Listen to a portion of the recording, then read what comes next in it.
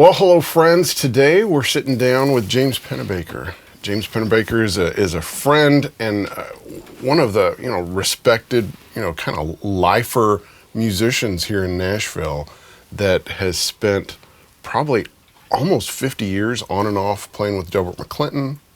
At different times. At different times. 40 something. Toured with John Fogerty, spent many years with Leroy Parnell, worked for guitar manufacturers, worked for Fender and artist relations, worked for Jackson Charvel, back in the 80s and early 90s, toured with Pam Tillis, done a lot of demo work, done session work, and then, of course, more recently he started working with AJ Croce. Yeah.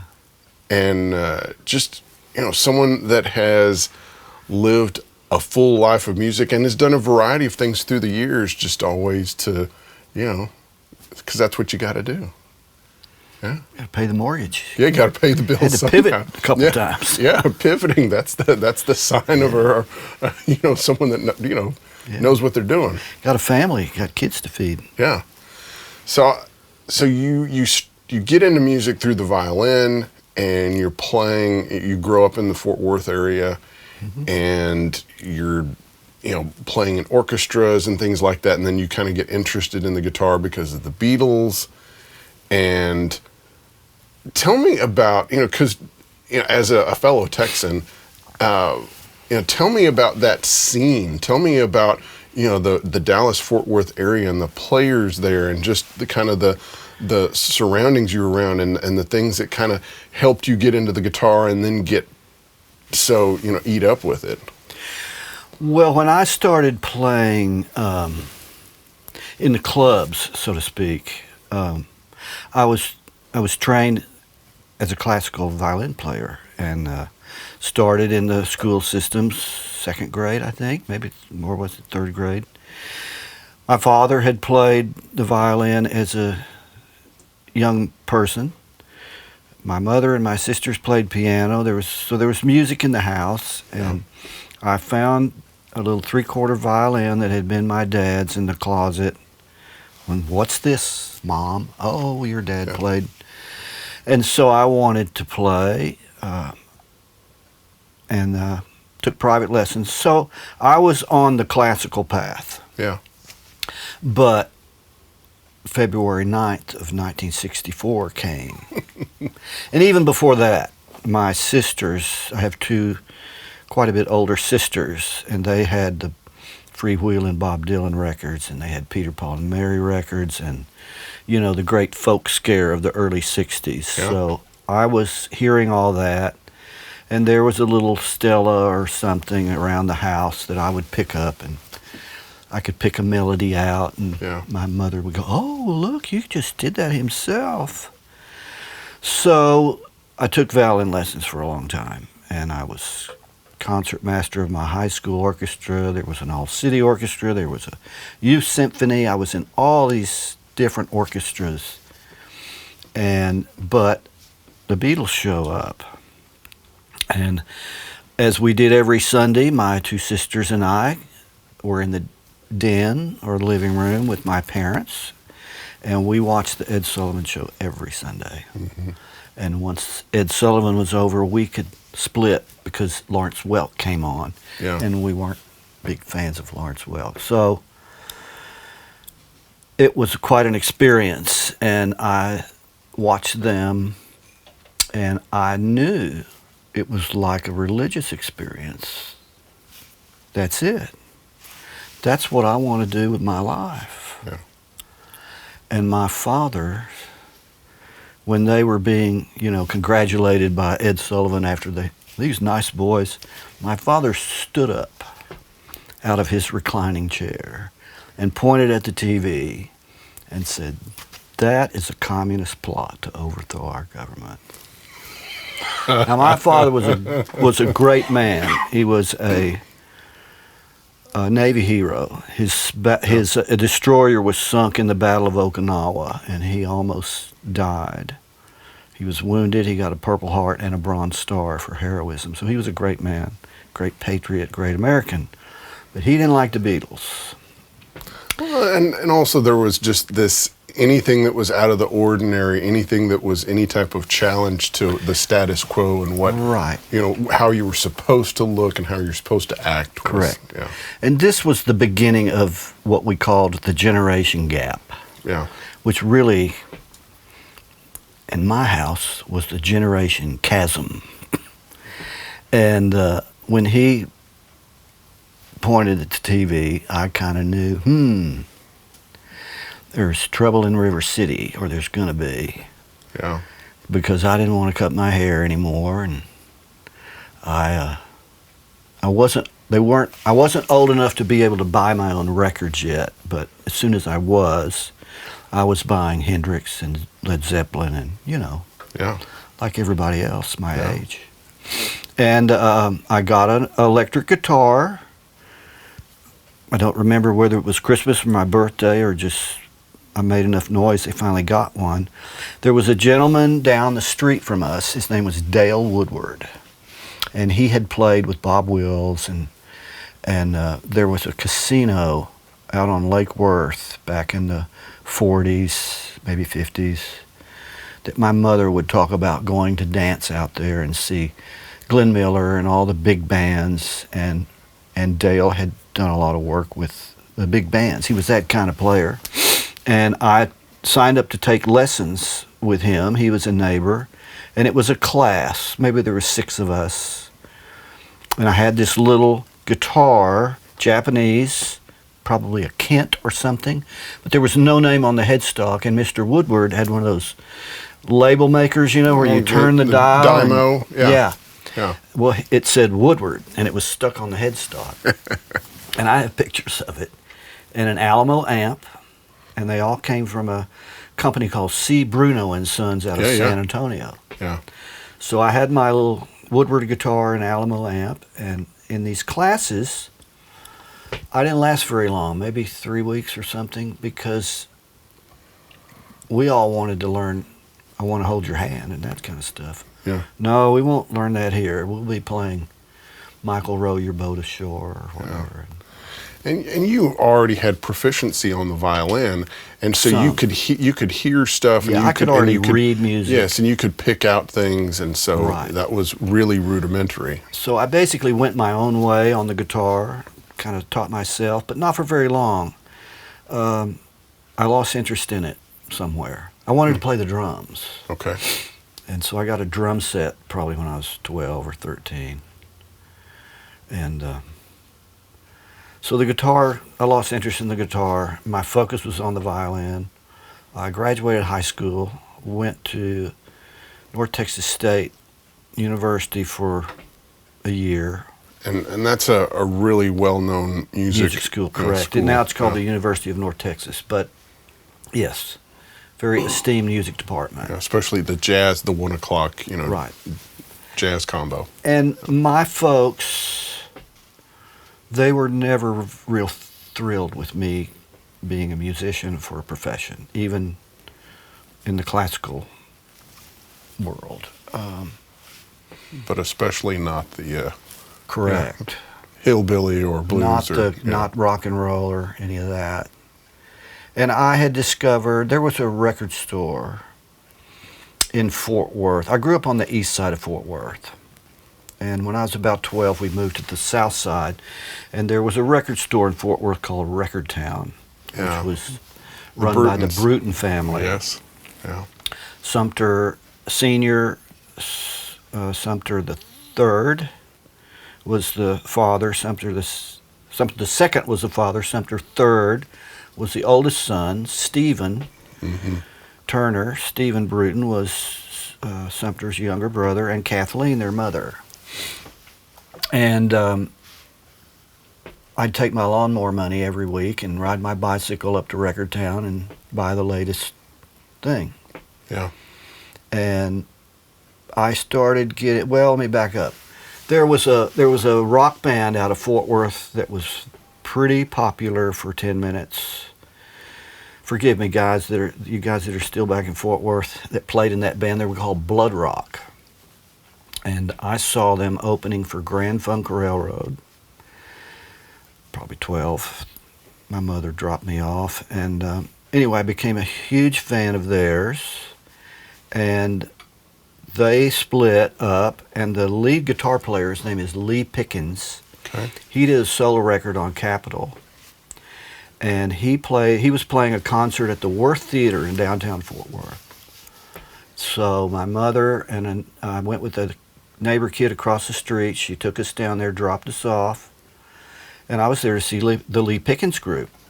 I had no idea what an opening act was. Yeah. Well, we're sitting there and the concert's starting, and there was an opening act. And that opening act was Freddie King. Oh, my goodness. I'm 12 years old sitting in a movie theater. Freddie comes out. I'd never seen anything like it in my life. Yeah. Because he was like a presence. King Kong Yeah. took the stage with I guess it was an ES-345. Which looks like a ukulele Yes, on him. looked like a mandolin on him. Yeah. And it looked like he was just going to rip it apart at any minute. Then he opened his mouth and sang.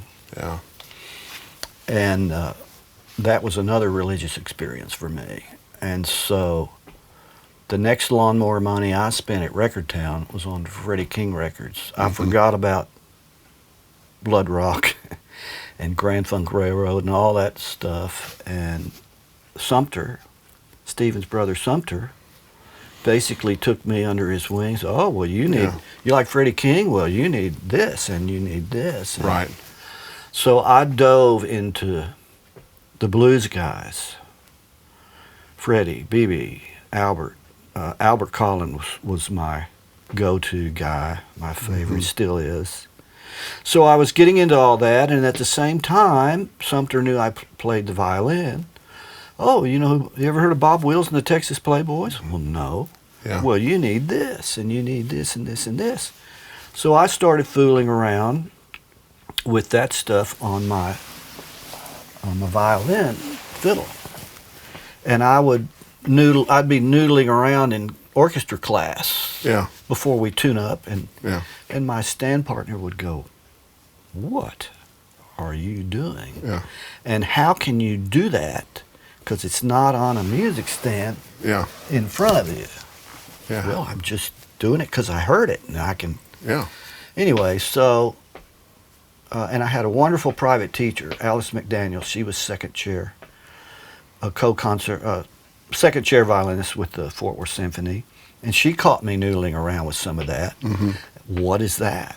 Yeah. How are you doing that? Well, this is what it is, and next lesson, she had gone to Record Town and bought Bob Wills records. She was cool. Yeah. So, she was curious. Yeah, so fast forward a little bit, and now I'm driving.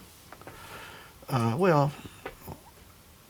was playing in the clubs by the time I was 17, trying to play Western swing, and I met a couple of people that were really keys to my starting to play semi-professional, or professional, I guess. We got paid. Yeah. And one of those people was Gary Nicholson, Yeah. who to this day is one of my dearest friends in the Nashville Songwriters Hall of Fame. Yeah. So I found myself in a band with Gary and another Fort Worth guy named Tommy Spurlock, who was a pedal steel player. Yeah. I had with never Rodney seen Crowell the and others, instrument yeah. before, and Tommy lived here in Nashville for many years, worked with Rodney and Highway 101 and several other people. And, of course, we had a bass player and a drummer, and I was playing in the clubs. Yeah. My parents weren't aware of it. Yeah. Maybe they were.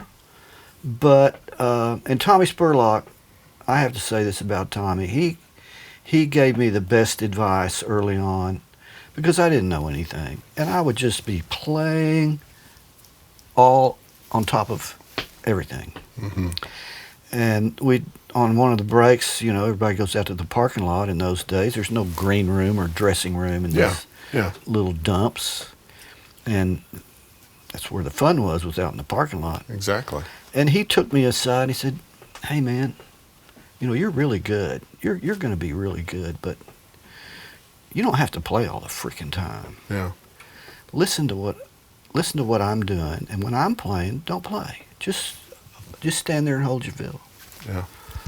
And that was good advice. And when the singer's singing, Yeah. they absolutely don't. Right. Yeah. So, but that's kind of how that started. And then I should back up too. I had a little band in high school with some buddies. Yeah.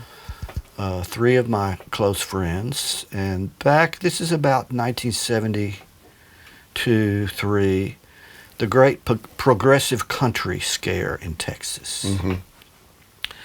And because Willie had left Yeah. Nashville and moved to Austin, so there was Asleep at the Wheel, Willie Whalen, all these bands out of Austin, and Willis Allen Ramsey I was a big fan of his and his songwriting. So we put together a little group in high school and played the talent show, and I don't remember if we won or not, but doing that kind of stuff. The progressive country stuff. And we started getting some gigs at a little place on Berry Street called The Hop, which was kind of the popular hangout. It was a bar, but Yeah. it was also a pizza restaurant. So started playing there and started getting some recognition. Did a little radio show for one of the FM stations, local FM stations. And played this club called the 13 National Bank quite regularly, really seedy places that teenagers had no business being in. I was underage, and this is when the drinking age was 18 in Texas. Yeah. And so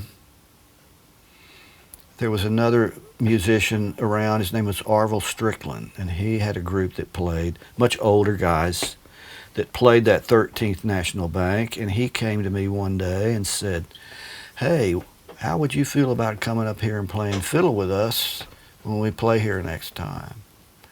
I said, "Yeah, I'd love to." So I did that, and I had so much fun because I was the front man of this little group called Honey Creek that we Yeah. had in high school. So here I was being a sideman. Didn't have to sing the songs, didn't have to Talk in between, didn't songs. have to talk to the club owners. Yeah. Didn't have to book any Didn't gigs. have to So I collect the started money. playing with Arvil and his band, and that was the end of my band. Because it was much easier just to be a sideman. Yeah. So that was the end of that. And then I got in the band with Gary and Tommy. Back in those days, there were house bands. Yeah. I mean, you could play 5 nights a week in a club. I found I met Debbie and Your wife. my wife Debbie, Yeah. and we got married. We had a son, and I needed to make some kind of a real living. Mm-hmm. So I got a gig at this place called Deb's Dance Land on the county line between Grand Prairie and between Tarrant County and Dallas County, I guess, because everything around it was dry. Mm-hmm. And this is when the legal drinking age was 18. Well, the county line was wet. And so there was this county line of clubs. Right. And they all had bands that went 5, 6, 7 nights a week. And so I got a job at Deb's. And this was a little bit before Debbie and I married, because I asked for a Saturday night off for our wedding day. They weren't going to let me off.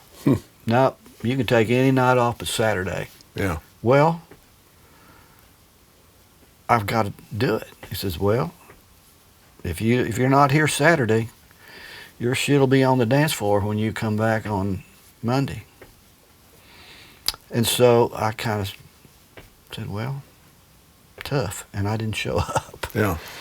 And Monday, my stuff was on the dance floor. So now I'm out of a job, and a steel player named Gary Hogue, wonderful steel player, played with Marty Stewart for some years before he passed. He had played at Deb's and left to go work at the Longhorn Ballroom, Dewey Groom's Longhorn Ballroom in Dallas. So I called Gary. I said, hey man, you think they might need a fiddle player? And he goes, well, I don't know, call Dewey. So I called Dewey Groom. Now, the Longhorn was world famous, and still kind of is, for the people that know the history. It was built as Bob Wills' ranch house in the 40s for Bob Wills. Yeah. And Jack Ruby owned it for a while, and Dewey Groom purchased it from Jack Ruby. And they brought in everybody, all the national country acts. Mm-hmm. And so I got a job there 5 nights a week.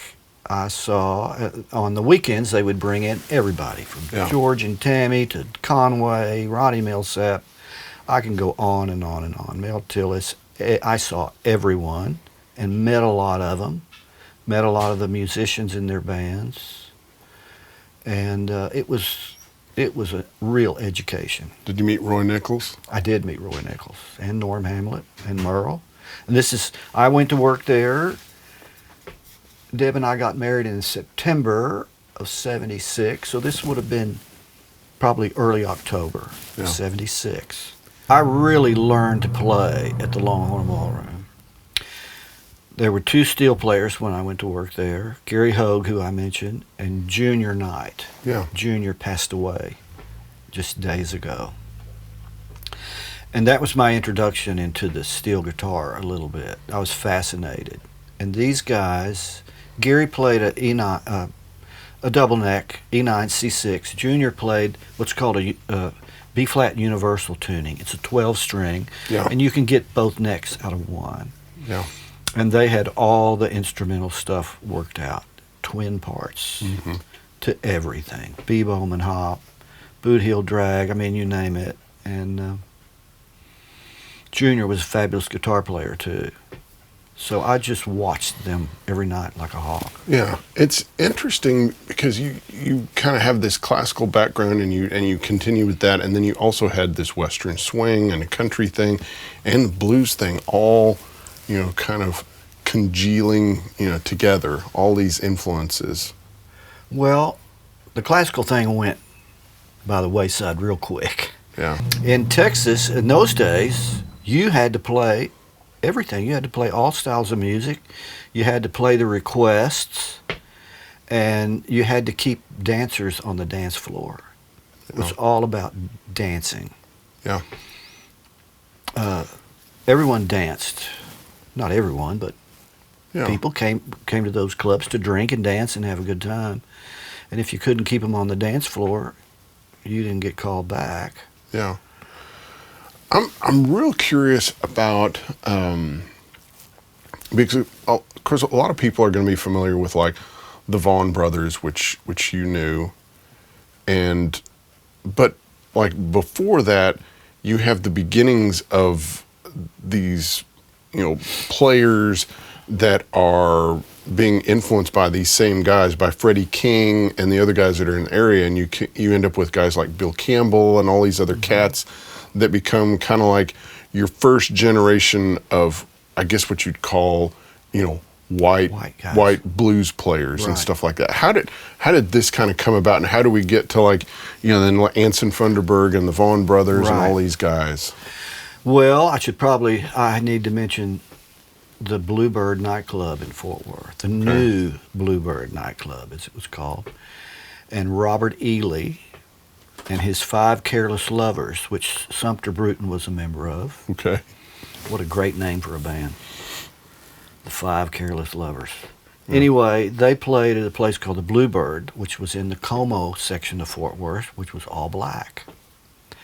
And the poor little rich kids that went to TCU, and they would go out there to kind of slum it. And the 5 Careless Lovers were all white kids. But Robert Ely, who owned and managed the place, was black. He was a drummer originally, but now he's a singer out front. And he played a fake harmonica where he'd just go, like so that. So he'd make the sound. He'd make the sound. Yes, and he didn't know a lot of words either. Yeah. He might know the first verse, but after that, he would just make stuff up. Yeah. He was the real deal, and the Bluebird was the real deal. And so my brother-in-law, Debbie's brother, my wife's brother, played drums with a band called the Juke Jumpers, which the Five Careless Lovers had disbanded. Mike Buck was the drummer for the Five Careless Lovers. Lou Ann Barton was always at the Bluebird. So a lot of those guys left Fort Worth for Austin. Yeah. And then the Juke Jumpers they became the house band at the Bluebird. And I would go out there and sit in. You know, my brother-in-law's the drummer, so yeah. I was well known there. And I was in several. So I'm playing country music at the Longhorn Ballroom 5 nights a week. But on those 2 nights a week I wasn't at the Longhorn, I'm at the Bluebird or some other joint in Fort Worth playing with somebody. Yeah. And it's not country music, it's blues. Yeah. So I'm kind of living a double life. Yeah. So I'm playing blues on guitar pretty much. I played some guitar. Gary Hogue, when he left the Longhorn band, that put Junior pretty much on steel all the time. So I kind of took up the guitar chair to some degree. So I was learning country music too on the guitar, totally teaching myself guitar. But the Bluebird was the hub of the blues. And then there were other clubs would spring up. When Stevie hit big in, what was that, 83 probably, then clubs started opening everywhere, blues clubs. Yeah. You know, so but there's all this different kind of music going on because Yeah. that's kind of the Texas. Yeah. I mean, Bob Wills was basically a big band with fiddles instead of horns, and they played a lot of blues. Yeah. Tell me about Bill Campbell, because I've heard about him, and and I've just heard the name dropped, and of course I've seen like some clips of him playing, but I want to know the significance of Bill Campbell. Well, I can't honestly tell you about Bill Campbell in his early days or whatever, because I didn't know him then. Yeah. I knew of him. And I got to know Bill when he played in Delbert's band. Okay. A couple of different times. Probably that would have been, I didn't know Bill probably until the 90s, somewhere in the 90s. Okay. Right. So, but he was legendary. Yeah. But I did get to know Bill pretty well. Yeah. When he was with Delbert, mostly from the cruises, Delbert's Sandy Beaches cruise. Yeah. That started in 95, I think, and it's still going. And Bill was one of the greatest blues guitar players that I've ever known. Bill did not suffer fools at all. Bill was quite a character. I never knew Bill when he drank, and I'm probably glad I didn't. Mm-hmm. But you know, I just saw Bill kind of on the road, passing on the road, on those cruises every year for a week. But I never lived in Austin. Yeah. And I never ran around with him or anything, but he had my respect. Yeah. Did you know the Vaughn brothers? Did you know Jimmy back in Fort Worth? No. I did not know Jimmy in Fort Worth, and I did not know Stevie when I lived in Fort Worth. I'm going to back up even more a little bit. I'm going to back up to when I was 19 years old. Okay. Just the fiddle player. Back in the progressive country scare of Texas, I was in a band that was playing. We were playing Merle Haggard stuff. We were hippies with long hair playing country music. Yeah. Or trying to. The name of the band originally was Robert Allen and the Chicken Lips. And Robert left, and we became, we had a different name. Well, Delbert enters the picture. Okay. Delbert made 2 records with Glenn Clark called Delbert and Glenn. Right. And if you don't know of these records and don't have them, you need them. And you need them. The first Delbert and Glenn album changed my life. It came out in 71 or 2, and I got it through Record Town. Sumter, you need to hear this. These guys are from Fort Worth. Yeah. So that was my introduction to Delbert and Glenn. when the 13th National Bank that I mentioned, I'm playing these joints around Fort Worth, and they have lost their record deal. They've moved back to Fort Worth from L.A. They would play this place called the Beef and Boogie, and they would play the Hop, and I would go see them, and they were just my favorite thing. And this band I mentioned, Arville Strickland, I was playing with him, and Delbert came out at some point and sat in, sang, and he, I guess, liked what he saw, or he thought I was a pretty good fiddle player, and I was young. Yeah. And he saw me then with this band that had been the Robert Out and the Chicken Lips, and he'd come out and sit in with us a lot because he loved country music too. Mm-hmm. Delbert loves all that country music stuff, and he and his wife at the time left Fort Worth for a while. He got a record deal, a solo deal. They came to Nashville and lived in a trailer house while he made his record. Chip Young produced it, and they cut it in Murfreesboro at Chip's studio. I can't think of the name of it now. Young Gun Sound, I think. And the record's done, finished. They moved back to Fort Worth, and he asked Debbie and I and Michael J. Mahoney, who was the drummer in this band, and his wife asked us all to have dinner together at Michael J.'s house. So there we are, the three couples, and he's got a cassette of his new record. Mm-hmm. And he puts it in, and we listen to it, and it's Reggie Young. I didn't know it at the time. It's Reggie Young. It's Bobby Emmons. It's the Memphis Boys, all of them. Yeah. And we've been playing all these songs with Delbert. And so now we're hearing this studio record. Right. And honestly, I was kind of like, what have these guys done to these songs, you know? I didn't appreciate it at the time. But Delbert needed a band to go out and tour to promote this record. And he asked us if we would be the band. And of course we said yes, absolutely. So I'm 19 years old. I've never been out of Fort Worth before except on a family vacation. And we had Delbert's 67 pickup truck that we put the gear in and put a mattress on top of all the gear, and that's where you slept. And then we had a rented Ford Econoline van, and we were going on tour. Wow. And that's when I left college to go on tour with Delbert.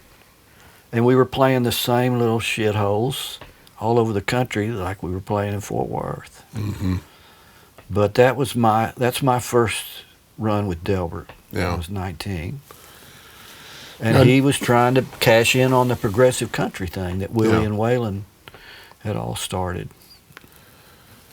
So, and Delbert kind of is able to find some commercial success with like "Giving It Up for Your Love." That's kind of, and that's much later, but yeah. So is that early '80s? That was 80. 80. Mm-hmm. Okay. So I was back in the band by that time as a guitar player. Okay. Because you were playing fiddle. A lot of time had passed, kind of, from 76. I went back to work with Delbert after that little stint in 76 as a violin player. Yeah. I went back with him in 1979 as a guitar player. Yeah. He had seen me around town at the Bluebird and wherever playing guitar or attempting to play blues guitar. And he called me. I was working at the Longhorn Ballroom. I had a steady job. I'd been there for 3 years, playing 5 nights a week. He called me. This is what a fan I was of his. Yeah. And said, I want 2 guitar players in my band. He had a wonderful guitar player named Billy Sanders. Yeah. Who was kind of my Bill Campbell kind of guy to me. And Billy had been with Delbert from the 50s, 60s with the Straitjackets and the Rondelles. They were like this. I want to add another guitar player to the band. I think he was looking for someone that could play a little more modern kind of stuff, maybe. How do you feel about coming out with us for the weekend to see how it goes? And I said, sure, I'd love to. Yeah. I quit my job at the Longhorn to go out for one weekend to see how it goes.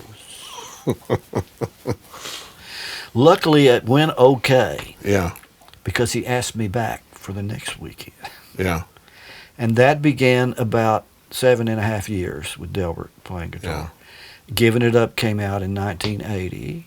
And that got, I mean, because there's footage of y'all doing like Solid Gold and like Saturday all Night those Live. TVs. We did Saturday in Night 1980. Live. Yeah, I mean, Right. And Delbert had done Saturday Night Live the year before, I think. Well, I know he'd done it previously. This was the second time when Giving It Up was a hit. Belushi and Aykroyd were huge fans. Yeah, because they did B-movie Boxcar Correct. Blues. And they were seeing him. This is before I had rejoined the band, at the Lone Star Cafe in New York, which was the place. Yep. Mort Cooperman. It was a little piece of Texas and just dropped into New York City. Yeah. And it was a huge scene. And so I'm back in the band in '79, and we're playing the Lone Star. And every time we were there, Belushi and Aykroyd were there. Doc Pomus was always there at his table. It was incredible. And it was quite a time. It was an era, you know. And yeah, so we did Saturday Night Live and Solid Gold and Casey Kasem's Top 40 and all those shows. Yeah. I was, I don't know, 22, something like that. We thought we were changing the world. We weren't. Yeah. So Giving It Up was a big deal. It was a big hit. And that was on an album called The Jealous Kind. And then the follow-up album, it was Cutting Muscle Shoals with the Swampers. Yep. And Billy Sanders played on it, and Robert Harwell, who was the saxophone player, played on it. But everybody else was the Swampers. The next album, which was called Plain from the Heart, the touring band played on a few songs. So I got to go to Muscle Shoals and cut with the Swampers. They weren't in the Jackson Highway studio. They had moved into the old National Guard Armory. But I got to spend, I guess, almost 4 or 5 days, maybe, I don't remember, around David Hood and Roger Hawkins and Jimmy Johnson and Barry. And again, I was so young, I could not appreciate it. You know, it was years later that I really realized, oh my God, I had no idea that all that Aretha stuff and Staple Singers stuff, but there I was. I wish I'd known at the time. Yeah. We couldn't believe Muscle Shoals in those days because it was dry. Right. You had to drive to Tennessee to get a beer. Mm-hmm. And that's the first thing we asked about when we got there. Where's the liquor store?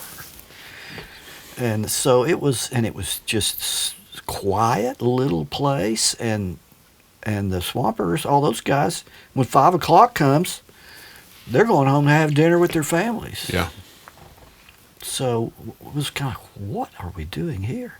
Well, there's nothing to do there but what you're there for, record.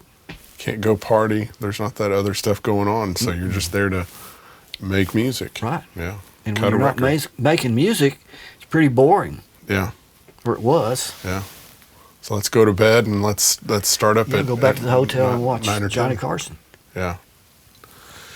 So the Delbert, of course, has that success in '80 and such, and then he kind of tapers off, and you end up leaving him. How did that happen?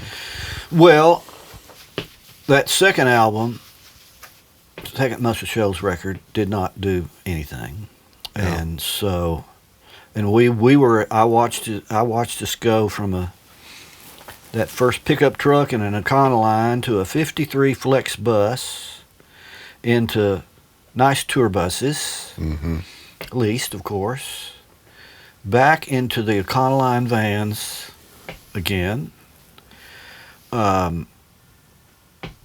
We became pregnant again, and I was looking at about 9 years had gone by now since my first son Jeremy was born, and I was pretty much gone. We'd go out on the road in those days for 6 weeks or more. Yeah. Come home for just long enough to do laundry and leave again. It was brutal. I can't imagine doing it now. I don't know how people do it. Yeah. But, well, and especially Deb's, raising the kids by herself. That's right. Certainly. So my second son's on the way, Alex, and I just I remember one day we were in New Mexico somewhere. And we're in this, one van's got the gear and the other van's got everybody. And I just kind of looked around and went, I've got another child on the way. I've missed my first one growing up, and I had a stepdaughter too. So I just kind of looked around and suddenly thought, what am I doing? And I'm younger than everybody. In those days, I was 15. Yeah, you were the kid. And I kind of looked around and thought, what am I doing riding around in a van with a bunch of old men that act like children when I've got a family to support? I mean, it just hit me. Yeah, yeah. Maybe I should grow up a little bit. So I had a dear friend, still have a dear friend named Donnie Wade. And Donnie Wade started working on my instruments when I was in high school. And I knew that he was working for a company called, remember Hondo Guitars? Yeah, yeah. He was working for a company called International Music Company, and they imported those Hondo guitars. And Donnie ran the guitar department, making those guitars playable before they shipped them and fixing them. And I called Donnie to see if there might be an opening for me. And Donnie had been kind enough over the years maybe Donnie was too busy to fix my guitar or something. He'd show me how to do it myself. Mm-hmm. And, being a young hippie kid with no money, and I didn't want to ask my parents for it because they might not have been real crazy about what I was doing with it. So I learned to do a lot of that stuff myself, and he knew I could do some minor things, so he gave me a job. Yeah. And about a year after I took that job, the company bought Grover Jackson's company, Jackson Charvel. This is 85 was when I left Delbert, middle of 85, and went to work for IMC. They bought the Jackson Charvel company because the big hair metal stuff was huge. I mean, it was blowing up, and it was huge. Everyone needed to have a locking tremolo, and you needed to have I hated that crap with a passion. And I particularly hated the Floyd Rose tremolo. So the Jackson factory's in San Dimas, California, and they are moving the Charvel production to Japan. Okay. And they moved Donnie Wade, my dear friend, out of Fort Worth to San Dimas to help run the Jackson factory. So I moved into Donnie's position. Now I'm head of the whole guitar department. The Hondo guitars are still coming in. And so they started sending me to Japan, Korea, India, Indonesia, all these countries where they were making these guitars. So here I am traveling all the time again. Yeah. And it was a great experience. Yeah, so I started going to work. I went to work for IMC. That was pivot number one. Yeah. So how many years did you work for them? About 8 years, until 93, until I moved here. Yeah. Now there was some things through the years. Delbert did a few dates in Germany, I guess in 89 maybe. Yeah, because I've seen the footage Una of you. Filter, the German TV show. Yeah, and you're I'm playing a pointy head stock. Oh man, how embarrassing! It's hilarious because it's how embarrassing. Wait, that's Pennebaker. Yeah, I did have a Telecaster on that show too, but that came up. Delbert had a guitar player at the time who shall we say, had a little trouble with the law, and he couldn't get a passport. Yeah. He couldn't leave. It happens. It happens. Yeah, it happens. Yeah. Yeah. So he called me, asked if I could help. Yeah. Fill in. And we're all this time, we're best of friends. Yeah. And our wives are best of friends, so there was never any bad blood. Yeah. So, hey man, can you come to Germany? And I said, well, I got to see if I can get some time off, because we just did a couple of gigs maybe, but the travel. So I needed to ask for a week off, basically. Yeah. So I went upstairs to the boss, Tommy Moore, and said, hey, I want to ask and Tommy was a tough customer, man. I need to ask for a week off. What for? Well, I've been asked to go to Germany with Delbert to do a TV show. And he's kind of concerned. I said, I'll take a Charvel and play it on German TV. Bingo. Yeah, you sold him. Yeah. No problem. Yeah. You're good now. So that's why I'm playing the pointy beak. Exactly. It makes sense. Yeah. Which really was a nice guitar. They are great guitars. It's just not my wheelhouse. It's not your wheelhouse. Yeah. So yeah, there's that. And there were a couple other instances like that where Tommy would let me run off and join the circus for a couple days and play his guitar. And how did you leave IMC for good? Well, I had been, this is in our blood. This is who we are and what we are, musicians. I was wanting to be a musician again. That never left me. I was out at the Bluebird every night. I'd go to work 8 in the morning, come home at 5:30, have dinner. My poor wife, she's such a trooper, and she'd go with me a lot too. My parents were built-in babysitters. They loved their grandkids, and they just lived a couple miles. So I'd go play. I had gigs all the time in the clubs, even while I was working a day job.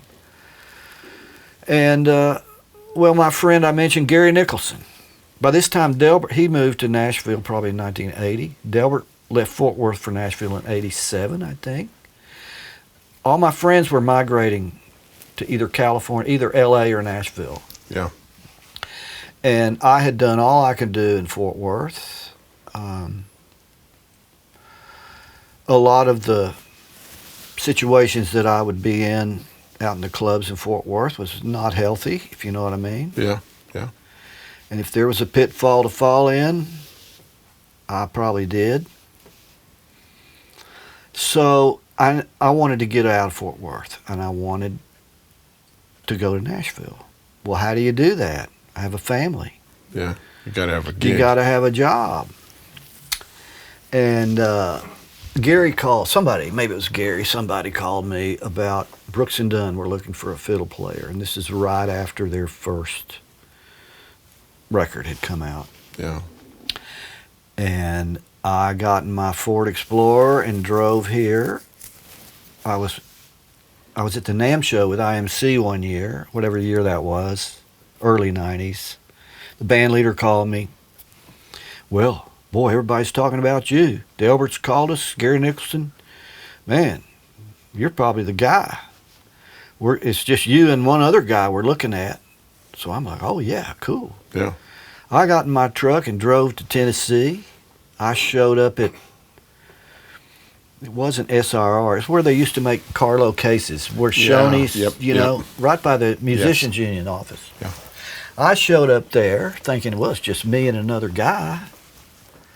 There must have been 25 fiddle players lined up in the hall. Because Brooks and Dunn, I mean, that first record, Boots, Scoot, and Boogie and all that. They had so many huge hits. So, yeah, everyone in town would want that So gig. here I am looking at all these other fiddle players, and the road manager came and found me and said, we've been waiting for you. You're going to be last. Okay. Which is not a good, I don't think that's really a good spot to be in. But anyway, so I'll just say this. I never got a job I auditioned for. Never. I never have either. Luckily, I have only auditioned maybe 3 times. Yeah. It's. So I didn't get that job. That was a long drive back to Texas. And One day I was in my office and I get a call from my old buddy Leroy, who we probably were 17 when we first met on a podunk little old session of some kind in Fort Worth. He was playing in rock bands in Fort Worth. And I don't even remember much about it. He does. So anyway, and then when I was with Delbert, Leroy was in Austin. He had his own band in Austin. Leroy would open for Delbert shows a lot. Yeah. So we got to know each other. Good friends. And he called me one day. I knew he was having songs on the radio. Yeah. Out of the blue, he called and said, "Hey man, I'm putting my dream band together. And I want you to be the guitar player. What would it take?" And I gave him a figure. And he said, "Well, I can't do that. But one of these days when I can, I'm going to call you." And I thought, that's really nice. But Yeah. you know how it is. Yeah, you just put that out of your mind. It's not going to happen. So I tried to forget about it and forgot about it. And I don't know, it's probably at least a year and a half, maybe a couple of years later, he called out of the blue and said, "Is that figure still good?" And I said, "Uh-huh." And he said, "Well, I need you to be here." This was in the summer. "I need you to be here by the such and such date," which was like 3 weeks away. And I said, "Okay." And I hung up the phone, and I walked upstairs to Mr. Tommy Moore's office and gave my 2-week notice. No real plan other than Yeah, I'm going to I hadn't Nashville. even called Debbie yet, I don't think. Oh my goodness. Yeah. But she was going to be all for it. I mean, she was all for us getting out of Fort Worth anyway. Yeah. By this time, our firstborn Jeremy was a senior in high school. Yeah. I was approaching 40 years old by this time. I thought, and Debbie was with me, this is it. This is the last chance, man. Yeah. You know, if you're not going to do it now, then you're not going to do it. Ever. And I should have done it, well, everything on God's time, but I was late getting here to the party. But I got here. And then Thanks to Leroy. Yeah. And so you start working with him, and then also, again, something we haven't really mentioned. I mean, I guess people are kind of getting this, but you're a multi-instrumentalist in that you play pedal steel, you play fiddle, you play guitar, and But nobody knew that, really. Yeah. Here, no one knew that. But you kind of start getting And I into don't play yeah. any of those other instruments. Yeah, but you start getting on demo sessions, and you start getting work when you're off the road, and you start Right. kind of getting part of the scene, and Gary, and these other cats, and so Yeah. Well, yeah. we all get by with a little help from our friends. Yeah. And back then, the pool was large. Yeah. There were all the record labels. Music, if I wasn't on the road, I was on Music Row doing something. A demo, a publishing demo, or a Yeah. artist showcase, or rehearsing for this or that. There was always work, and that's gone. Yeah, and that was one of the golden things about the 90s is there was so much work that it was just, I mean, it just seemed like if you were halfway decent, you could make some money. You could at least make a living, playing music here. Right, and it took 18 months to get the family up here because we couldn't get our house sold in Texas. Yeah. So I commuted for a little over 18 months, and I lived at Delbert and Wendy's house in Green Hills. That's where I stayed. Donnie Fritz would stay there when he came up from Muscle Shoals, so it's kind of like me and Donnie bunking at Delbert and Wendy's, and that went on, like I say, for 18 months. Finally, we leased our house because it wouldn't sell, and the family came up here, and we moved into a duplex thing that Wendy owned. She gave us to us for what we could afford, which was not very much, on a sideman's wage. So again, a little help from our friends. Yeah. And you know what? The first day I got here, I was in a master session with Leroy on playing acoustic guitar, lost as a goose. He was in the studio. He said, man, get that acoustic and get in that booth over there. Yeah. First day I'm here, I'm on a master session. Yeah. The only other master session I'd ever been on before that was in 1977. I drove to Houston in my little Volkswagen Beetle and played, I was the string section all myself on a Freddie Fender record. Huey Moe was there, and if you don't know about Huey Moe, Yeah. you need to know. Yeah. There's a lot you don't want to know. But He was a yeah, character. so my first day here, I'm in the master session, and I thought, thank you, Lord. Yeah. Get a good payday. Yeah, thank goodness. I was already in the union. Yeah. So of course, Leroy, had a nice run in the '90s and was on all the television shows and of the day, and so you were getting some TV money and and what a also, band we had. Yeah, I mean Steve Mackey and Reese initially. Lynn Williams, and then Kevin McKendry. Yeah, that was a killer band. I remember Leroy did a Hot Licks video for Arlen Roth, and I remember buying that, and I remember all of y'all were in it. Yeah. And I think that was the first time I had probably seen you in some clip playing with Delbert or something like that. But that was the first time I remembered, seeing you, play. And I was like, this guy, you had a super reverb and a Strat, and I was like, and it was my like, old Telecaster. Yeah, and you were kind of playing in kind of that Jimmy Vaughn kind of, a little bit of that kind of vibe, and it's probably just because it's similar influences. Yeah. But everybody, all the guitar players back in the day wanted to emulate Jimmy and the Thunderbirds. Not so much Stevie yet, but I remember the first time I saw Stevie, the first time I met him was at Kane's Ballroom in Tulsa, and this was pre-Double Trouble. This is the Triple Threat. Yeah. With Luann and Johnny Reno and Stevie. They opened for Delbert. I watched him. We have to follow that. I have to follow that. Yeah. And I knew Luann from Fort Worth, and I was just, my mouth was on the floor, and I got to meet this guy. Mm-hmm. Well, I know Luann, so I just walked right in their dressing room, and there was this local country music show in the 60s in Fort Worth called the Cowboy Weaver Show. And it was the worst. Everyone lip synced, and it was horrible. Yeah. And we would all watch it as teenagers and laugh at it. Yeah, make fun of it. Well, the Longhorn Ballroom House Band did a few Cowboy Weaver Show episodes.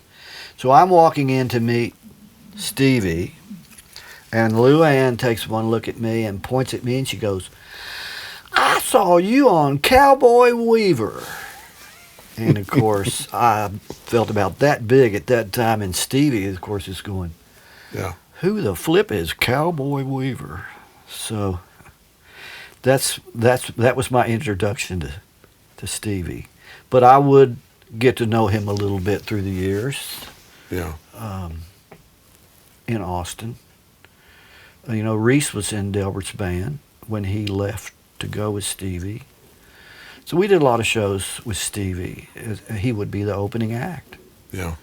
From the Triple Threat days up to the early Double Trouble days. So I got to know him some. Jimmy, not so much. I remember Delbert would lease the Thunderbirds bus back in the day when they weren't using it. And we did a lot of shows in Austin. Back in those days, the Thunderbirds did their own outdoor festival. I can't remember the name of it. But Jimmy in those days, he was a gunslinger. And I wanted to know him so bad. I looked up to him and his playing so much. And I remember one time, kind of maybe I could see him over there, and well, I'm going to go introduce myself. And I'd start walking toward him, and back in those days, he'd look at you like, no, man. Yeah, don't do it. No, you don't, no. Like Yeah. he wanted to fight or something. He scared the shit out of me. Yeah. So I never really got to know him. Now, subsequently, as the years have gone by, we've got to know each other a little bit, you know. Yeah.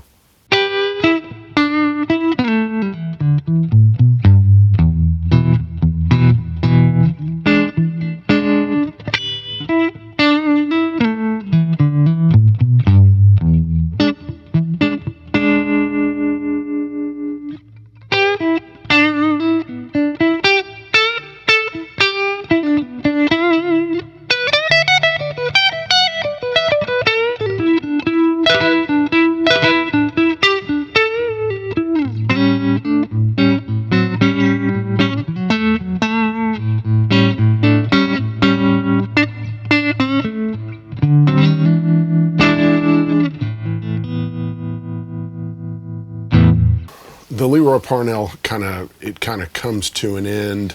Obviously, things in Nashville are always changing, and also you had, there's always this changing of the guard, and at the end of the '90s, country music was really kind of, suffering because it wasn't having the success that it had Right. earlier, and so then you go from playing with Leroy, you play with Pam Tillis some, and you end up with Big and Rich.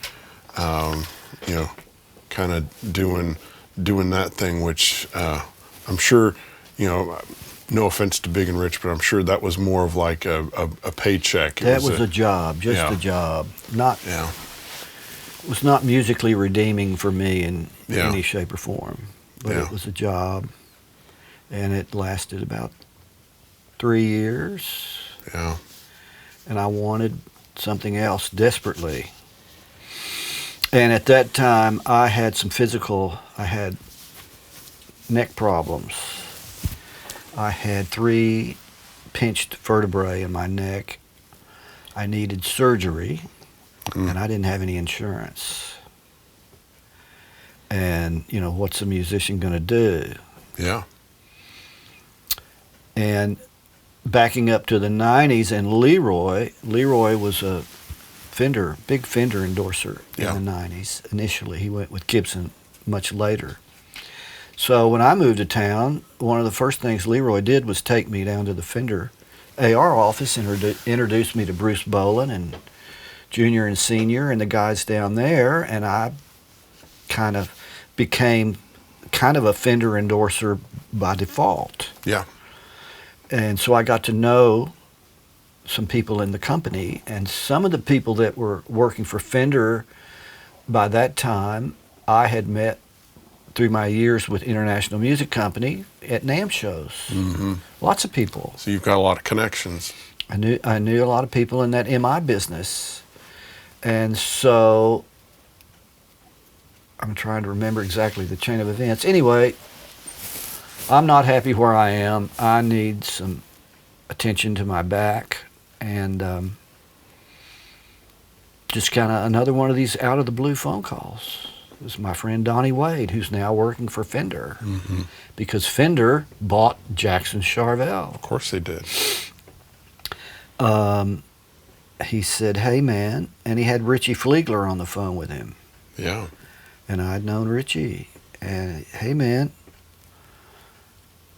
we need a new artist relations guy in Nashville. Would you be interested?" And again, it's like I didn't even have to think about it. Just said yes. I'm your guy. Yeah. Yeah. So that's how that came about, and it was uncomfortable in a way because I knew the Bolands. Yeah. And they were out. Yeah. And Junior was out, not Senior. Yeah. But it was an uncomfortable situation personally. And I couldn't work out of that office that they had been in. So I had the idea of sound check. Yeah. that's where you need to have an artist relation office. Exactly. It's sound check. That's where all the musicians are Exactly. all the time. And that's where they need stuff, and that's where you can go in and check out acts Right. as they're getting ready to tour. Right. That's where guys find out, oh, we're doing this song where I need a electric 12-string, or I need a Strat, or whatever it is, or an amp. Yeah. So I got that job. Yeah. I got benefits. Yeah. So about 6 months after my Fender employee started, I'm in the hospital having neck surgery. And I thought, oh, this is, just my luck. I've just gotten this nice job. Yeah. And now I'm going to be bedridden for a couple of months. I'll probably lose it. But luckily that didn't happen. I'm trying to remember. I guess by that time, did we have laptops? Yeah, you're getting to laptop. Yeah, so I was able to do some of it from my bed downstairs. Yeah. And I got back into the office as quick as I could, probably too quick. Mm-hmm. My recovery was not very much fun, but so I got that taken care of. Yeah. Thank God for Yeah. health insurance. You kind of dream of working for Fender, but it's like it's a job, and you have to remind yourself this is not Leo Fender's Fender. This is 2 steps removed from that. This is a corporation, Right. And so, you're out there basically as part of the marketing wing to place stuff in people's hands. At that point, I think the thinking seemed to be that it's like, if you're on TV, you're golden, we'll give you some guitars and amps. Well, if you're stupid as I am, you don't think about any of that stuff. You just think, oh my God, I'm going to work for Fender. Yeah. I've always been a Fender Yeah. guy. But, the first couple of years with that company, I really enjoyed it. Then the corporate thing started to just eat me alive, basically. Yeah. The turnover of people is one thing, and I'm just not a businessman. I can relate to musicians, though. Yeah. I think I know what they want. Yeah. I think when they're trying to explain what they want, I can make sense of it. And a lot of the Fender artists were already friends of mine. Yeah. What did you feel like you were able to do, at Fender? Like, what, were you able to have any kind of influence or hand in like products that were made, or things that you were, that you were proud of, or artists that you were able to bring to the table? What were, Well, I don't know that I did that much as far as bringing new artists to the table. When one of the first artists that I brought in, and it was just fell in my lap, was Paramore. Oh, yeah. And I wasn't aware of who they were. Right. I took a phone call. Again, the phone rang, and I answered it. And this is band from Franklin, Tennessee. That's right. Yeah. And, to back up to the 90s, when Leroy was a Fender artist and I kind of was on his coattails or whatever, they were just, what do you want? Here you go. Here you go. Yeah. They must have given me any number of amps, and they gave me a couple of Guilds when they bought Guild. But when I went to work for Fender in the 2000s, 2007 is when it was, that was not the case anymore. Right. You had to pay for you got dealer cost or artist cost. Right. But you paid for your instruments. And I have one really good friend of mine, when I got the Fender job, called me up and said, "Hey, I see these new such and such Strats. Yeah. I'd like to get one." Okay. It costs, your price is this. Yeah. Oh, I don't pay for guitars. Yeah. So you're dealing with that mentality with some of Yeah. your friends. Yes. And like, well, There's an entitlement. it doesn't work that way anymore. Right. So that was kind of an eye-opener a little bit. Because budgets change and attitudes change. CEOs corporate. change. Yes, Everything and the corporate culture changes, and you have a CEO that's like, let's get some guitars out there, let's get them on TV, and let's get them out there. And then there's the guy looking at the bottom line that's looking, and he's like, no, we can't afford. Doesn't we'll do know our a truss rod from a tuning key. Right, and he's just looking at numbers, and he's like, well, we need to get artist price out of everyone. We're not going to give anyone unless they're doing an ad for us or something like that. Right. Yeah.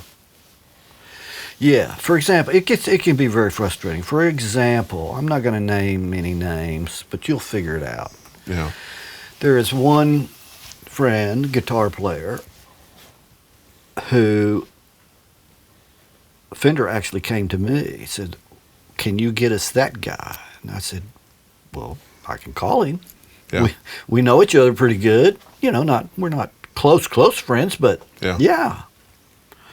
So I called him, and he said, "Yeah, I'd like one of those custom shop Strats." Yeah. He goes, "But I got this neck that I really love." And I said, "No problem. They can make anything." Mm-hmm. And so I talked to the powers that be at the custom shop, and it's like, "Well, yeah, we just need that neck. If you just send us that neck." So he brought me the neck. The neck was off of a Squire. You might know who I'm talking about. Yeah. Yeah. And so the custom shop was, "We're not copying a Squire neck." Yeah. And I was like, "Excuse me? It's a Fender product. Yeah. It's a piece of wood with frets in it." Egos. Yeah. Corporate. Yeah.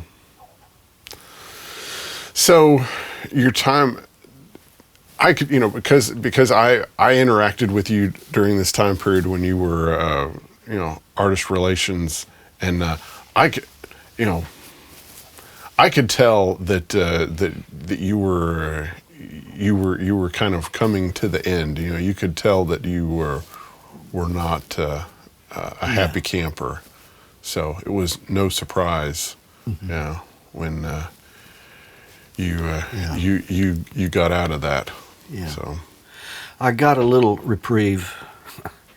I guess 2009.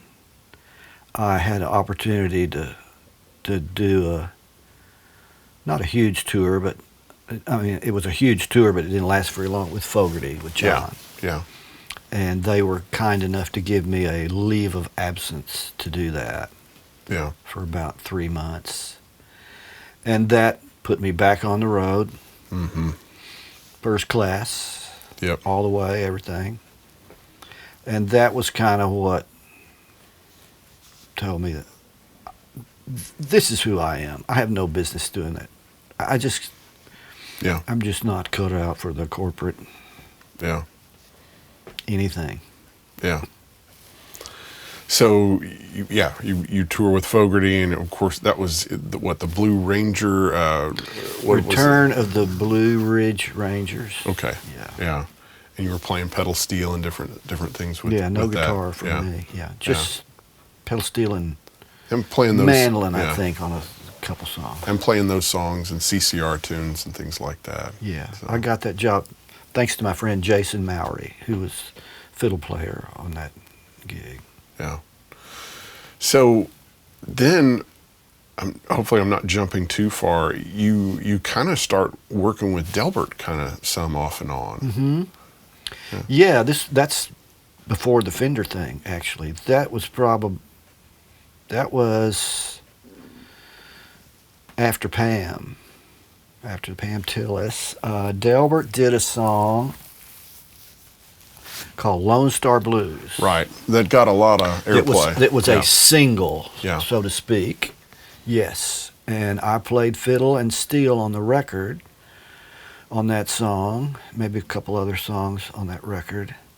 And suddenly it's a single, and Pam had decided we would go to Branson occasionally and play her father's. Mel had a theater in Branson. And I got to know Mel a little bit, and actually enjoyed going up there because Mel was around, and it was fun, and we weren't staying.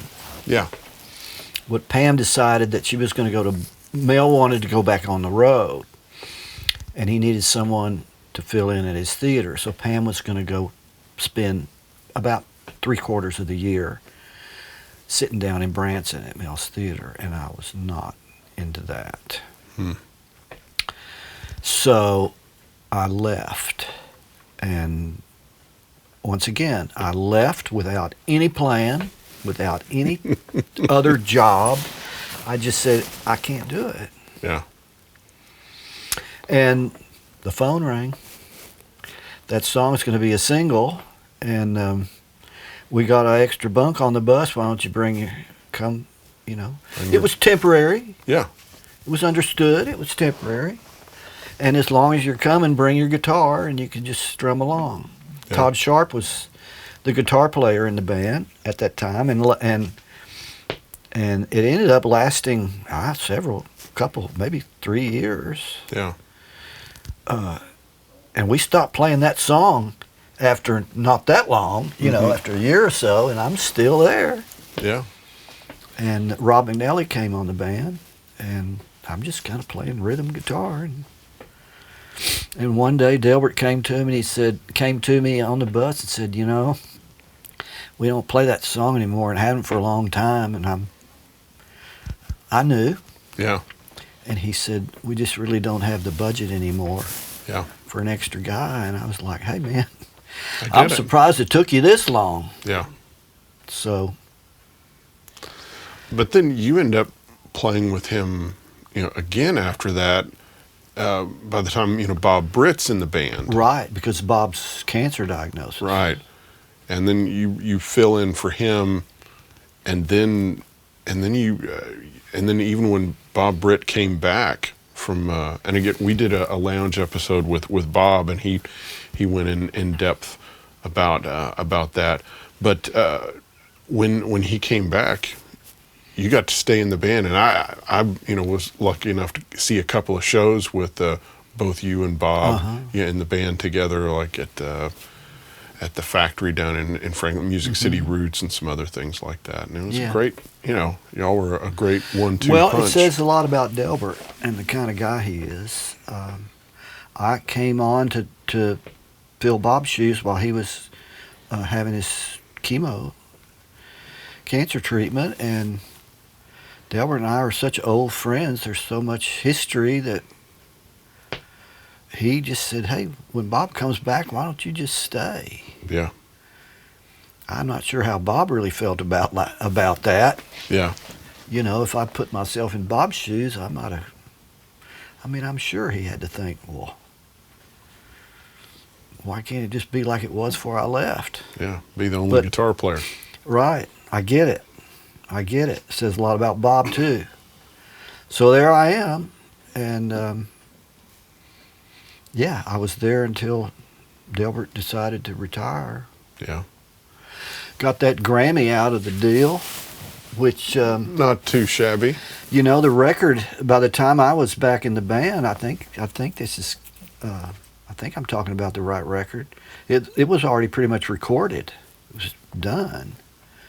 And... once again, Delbert, he wanted me on it. Mm-hmm.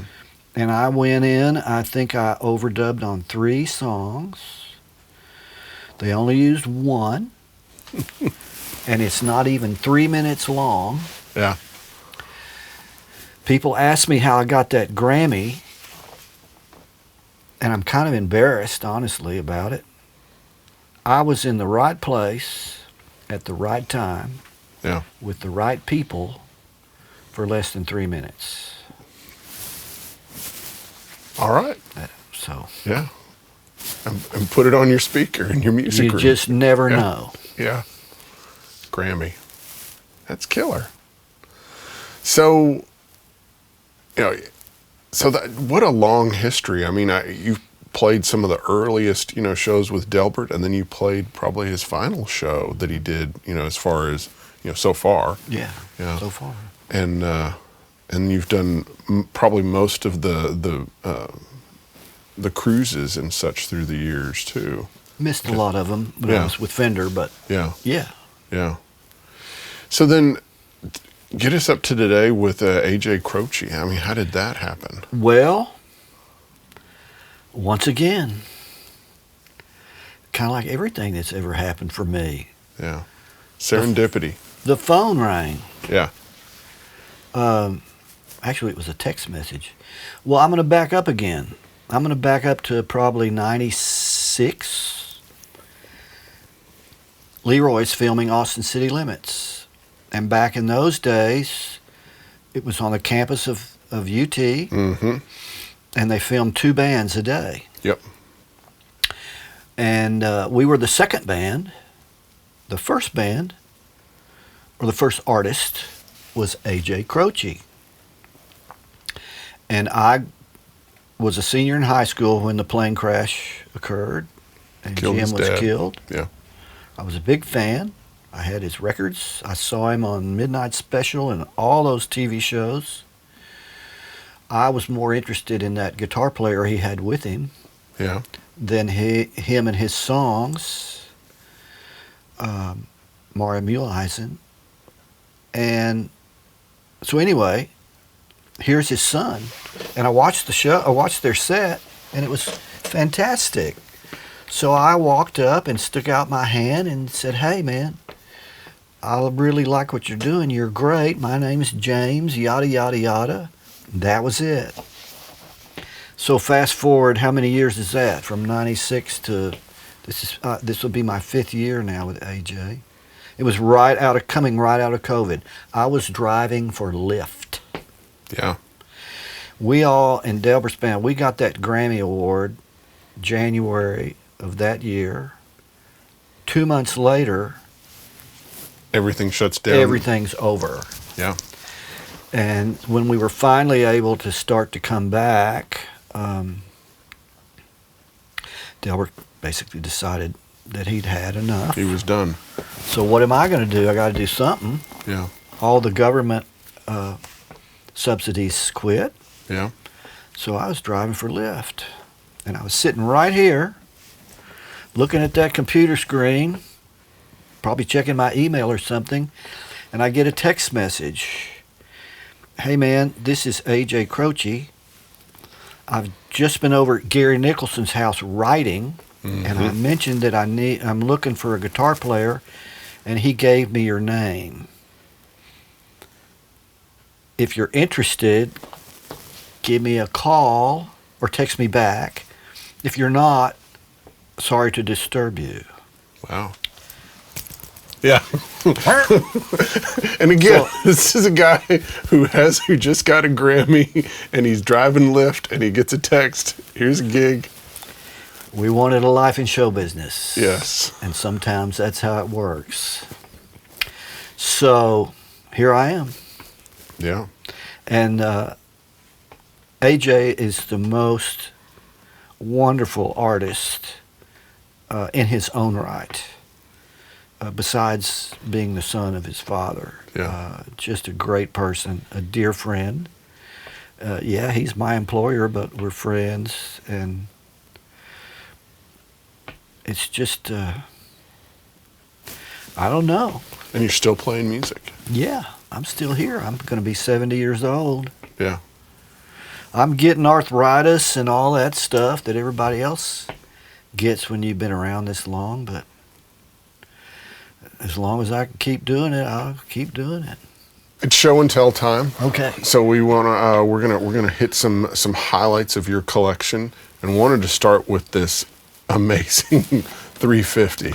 It's pretty incredible, isn't it? This is a 59. Is that what you said? 59. Whoa! Look at the top on that. That is gorgeous, and how clean it is. Yeah. The gold. The weather checking is so slight. You kind of have to look to see it. It's so clean, I don't ever play it. I'm afraid to touch it. The tuning buttons were crumbled and falling apart when I got it, so Right. the buttons have been replaced, but everything else is untouched. And this guitar was given to me Wow. by a friend in Fort Worth. His name was Caswell Edwards. His family, the Edwards Ranch, is very famous in Yes. Texas history, Fort Worth history. Kaz was a friend and a fan. Yeah. I loved him to death. There's another friend of mine from Fort Worth, Willie Smith, who puts a post on Facebook and has for years, every day, guitar picture of the day. Yes. Yeah. Yeah, you've seen it. So this is several years ago, before COVID, I guess. He put a picture, the classic picture we've all seen of Chuck Berry, not. The one with the P90s. Yes. Chuck had a later one with humbuckers, just Yep. like this, but the first one had the staple P90s in it. So he posts that picture, and I made a one-line comment. I said, "That is a bucket list guitar." Yeah. Period. And I don't know, maybe 2 or 3 weeks later, he didn't call me. He texted me. I got a text from Kaz, and he said, "Are you going to be home Tuesday to receive a FedEx package?" And I called him, Yeah. and I said, "Hey, Kaz, yeah, I'm going to be home Tuesday. What are you up to?" Yeah. Because Kaz was a bit of a character, too. And he says, "Oh, not a thing. Just wanted to make sure you're going to be home because you are going to get a package." So that next Tuesday, I don't know what day this was, but Tuesday came. Doorbell rang. I could tell by the box that it was a guitar, with all of my work in the shipping guitar business in the MI industry. And I opened the top of the box, and I'm pulling bubble wrap out, and I saw the tip of a brown Lifton case staring at me in the face. And my first thought was, it's a burst. Could it be a burst? Yeah. You know, WTF. Yes. What? Yeah. And so I pulled that brown case out of it, and this thing is sitting, laying in the case. Wow. And I just was kind of Yeah. Dumbstruck. breathless, dumbstruck. So another call to Kaz. Yeah. What is this? Well, I thought what you said on Facebook about the bucket list guitar. I found you one. Damn. And that's it. Well, what an amazing example. It's unbelievable. Yeah. I mean, could you find a cleaner one than that? So not worthy of something like this, and it stays in the case in the closet, pretty much. Well, that's gorgeous. All right, so another kind of Texas icon is Stephen Bruton, and I know you got this from him. Why don't you tell the cats a little bit about Bruton and then the significance of this guitar? Right. Well, Stephen, I've mentioned Record Town. So Stephen, I don't know, mid-70s sometime, but I think it was 69 or 70, Stephen met Christofferson, I believe the story goes, at a private party in Fort Worth. Jim Meeker, a prominent Fort Worth resident, was involved. He knew Chris, and he is throwing this party, so he invites Chris. There's a little guitar pull around the campfire or whatever, and that's that. You know, they met, played some guitar, and subsequently, maybe a year or so later, Stephen graduates TCU, and rather than go out and look for a job, he decides he wants to spend a year in Woodstock, pursue music. So he's in Woodstock and broke, I think he said he had like $50 in his pocket, and he saw an ad in the paper that Christofferson was playing someplace in New York. I don't remember the place, but Greenwich Village or somewhere. And so he figured, well, I'll just get in my car and I'll take this $50 and I'll go to New York and We'll see what happens. See what happens. And so he gets there, and Chris had just finished playing. He's like, Steven's pulling up, and Chris is like walking out of the club. And Steven stopped him and said, hey, remember me? Yeah. From Fort Worth. I just came to see you. You're done? He goes, yeah, I'm done. But I need a guitar player. I'm looking for a guitar player. And he pulls out a business card of his manager and says, here, this is my manager. Call him tomorrow. And that's how Steven got the Christofferson gig. I believe I'm telling this story correctly. Yeah. It's something fantastic like that. And that was 70, 71. So Steven subsequently was not in Fort Worth much after that. Yeah. Steven lived in Los Angeles. And so I didn't really meet Steven until later in the 70s after he had left Chris. He left Chris to go work with Delbert and Glenn. I mentioned them earlier. Yep. Delbert and Glenn Clark. And so Steven's back in Fort Worth playing the Beef and Boogie Club. And of course, I'm kind of scratching my head. Why would you do something like that? Anyway, so I got to know him playing around Fort Worth. And then he went back with Chris, and time went on. He moved to Austin, starts doing a lot of production work, starts doing his own records. He spent, I think, over 20 years with Chris, all total. Worked with Bonnie, worked with Bob Dylan briefly, Christine McVie, Norton Buffalo, Jeff Muldar, all kinds of people. Yeah, T-Bone Burnett. T-Bone, oh yeah. Well, they went to school together in Fort Worth. So... and this guitar, Steven, this is a 74 D28.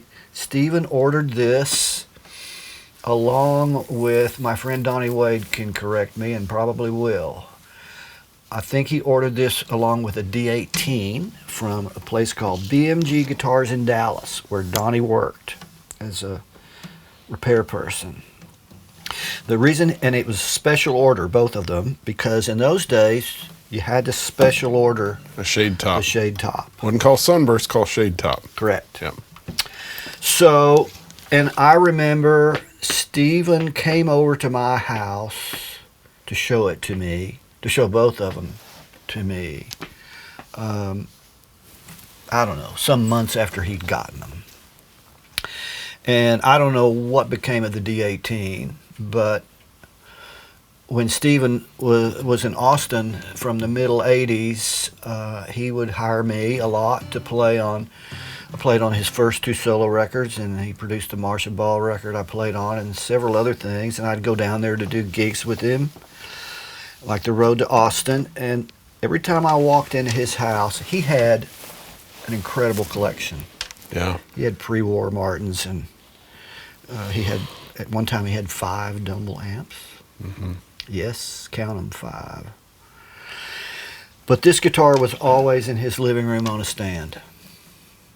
I know that it was special to him, and when he died, I purchased it from the estate, because he left us without a will.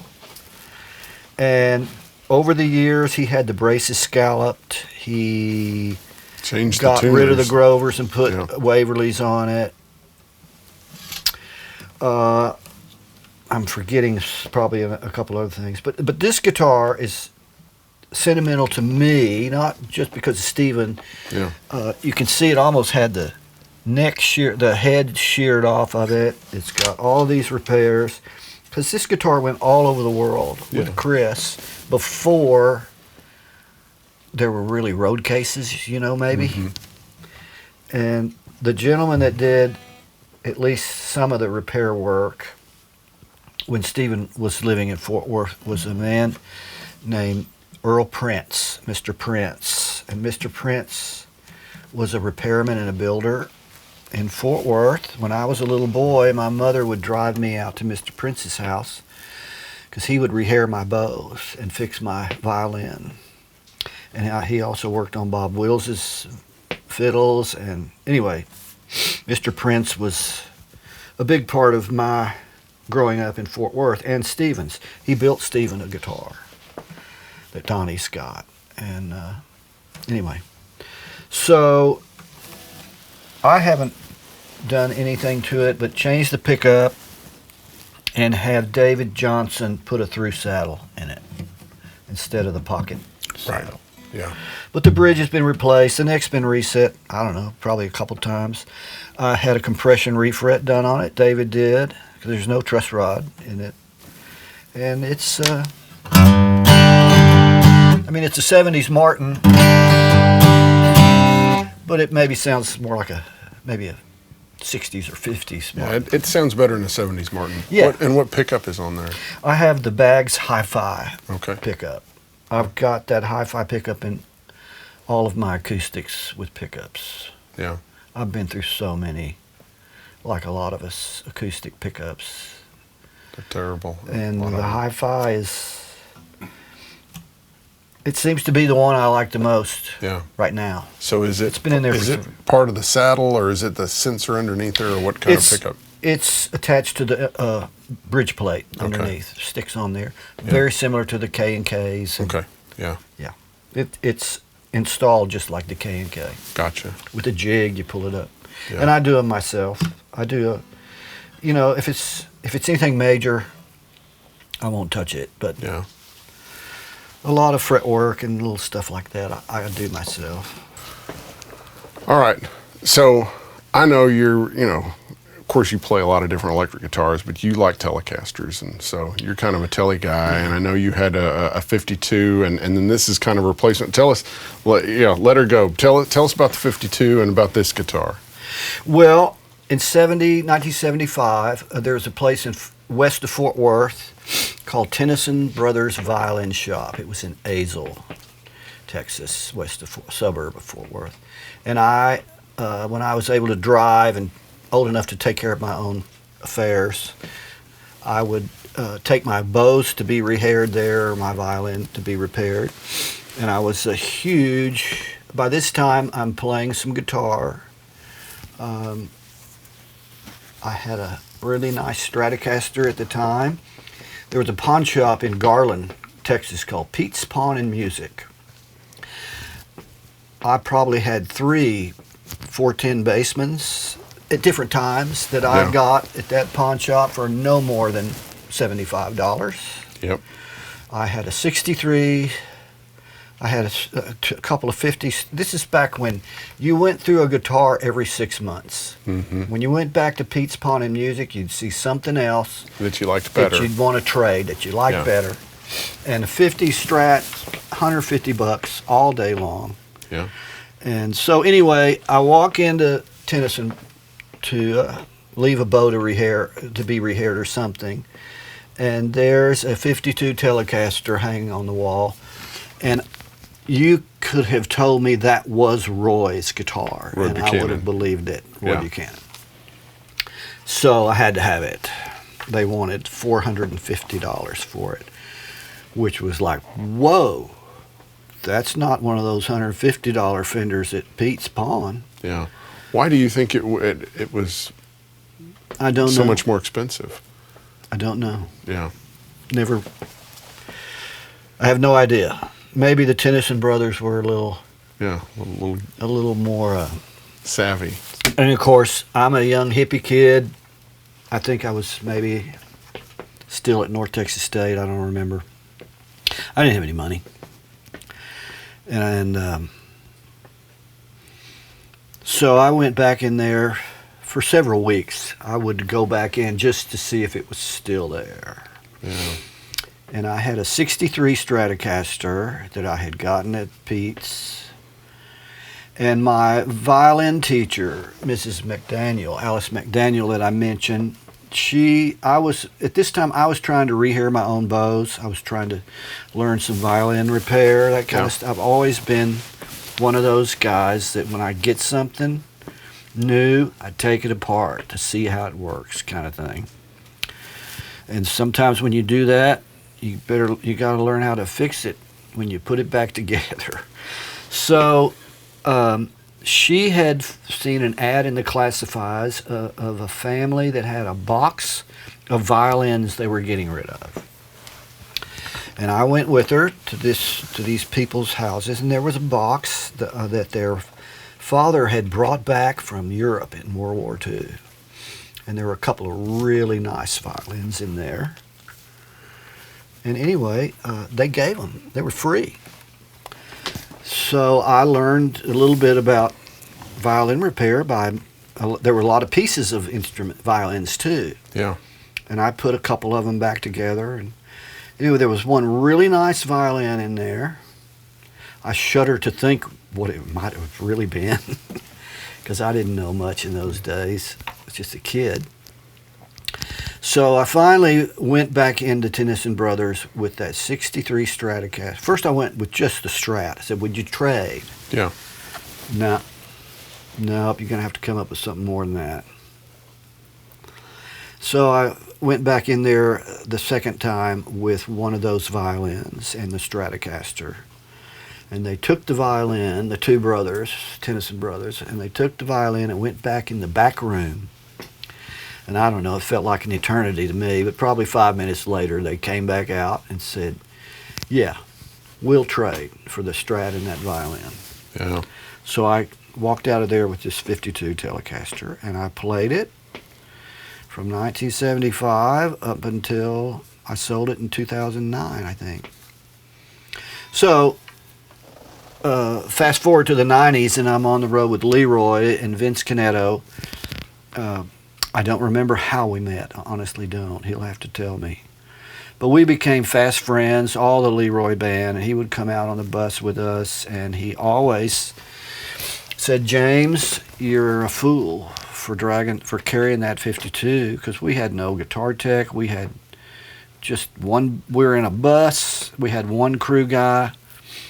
But I watched after it closely. But he was like, you're crazy. You don't even have insurance. And so Leroy got booked on the Dallas Guitar Show in '96. And Vince, of course, came. And he came to me and he said, hey, come with me to this booth. They're friends of mine. They're vintage dealers. I don't remember who they were. Something I want you to see. They've got something you need to stop bringing that 52 out. You need to leave it at home. I think they've got something I think you'd be interested in, and that you could probably do some kind of deal.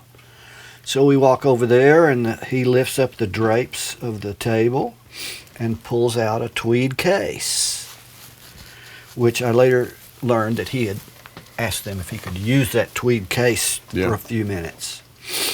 So here comes this tweed case out from under the table. I open it up, and this guitar is laying in it. And I thought, man, what year is that? 52, 53? Yeah. I could tell by the slot head screws. And I said, can I play it? He goes, yeah. Matter of fact, you can have it. And I was another one of these, like, what? Well, he made this. Vince made this and gave it to me. I mean, he made the body. It's got the router hump. It's got the nail holes under the pick guard and everything. Yeah. And it became my number one guitar from that day. It's actually a better guitar than my 52. And I've had any number of pickups in it early on when I got it, trying to match that 52. Yeah. That went like this when you click it into the bridge position. And this is an Alan Hamill pickup that he made for me after discussing the Clank, the Roy Buchanan thing. Yeah. And that was my introduction to Ron Ellis, too, because Ron was helping him at the time. But I remember the first thing, when I came home to Nashville with this, after that guitar show trip, I took it to show it off to Joe Glazer, but didn't say anything. I just walked in there, and it fooled Joe. Yeah. Now, it was relicked. A lot of this fretware, we can tell now that's not from me playing it, but it wasn't nearly as beat up as it is now, because I played it for 30 years. Yeah. So that's the killer. Canettocaster. Yeah. So this is another telly, but I'm guessing it's a Nacho because it doesn't have a logo on there. Yes, this is my Nacho caster that I've had, I guess, a little over 3 years. Okay. It's not going to go on the road with me this next trip because it needs frets. I've played the frets off of it pretty much. Wow. It weighs 6 pounds, 11 ounces, I think. Wonderful soft V-neck that I really love. And I have put taller knobs on it, with which I do on all my Telecasters. And I've changed the bridge pickup to a Ron Ellis broadcaster pickup. Yeah. But I first became aware of Nacho through Bill Hullett. Mm-hmm. I used to attend church, the same church that Bill goes to. And I've been friends with Bill since the 90s, from the Nashville network days. Bill was the house guitar player on Music City Tonight, maybe, I think, if I may have that right. And he had that Nocaster. Yeah, a real Nocaster. A real Nocaster. And I had my real 52. Yeah. So that's how we first, I remember the first time Leroy did one of those shows that Bill was on, we're both like looking at each other's guitars. Yeah, because you both got real blackguards. Right. Yeah. But Bill's was a Nocaster. And for whatever reason, Bill had to get rid of sell his Nocaster. And some years went by. Yeah. There's a whole story Bill could tell you about the sale of that guitar. But anyway, the years went by, and he got contacted by Nacho. Yeah. Nacho Banos, because Nacho wound up finding, and Bill had been looking for his Nocaster. Yeah. Couldn't find it. Well, Nacho called and said, I own your guitar. I bought it. I can't remember where he bought it. Dave's or somewhere, I don't know. And so that began a relationship with Bill and Nacho. And now we go back to the Dallas Guitar Show thing again. I believe I'm correct in saying that Nacho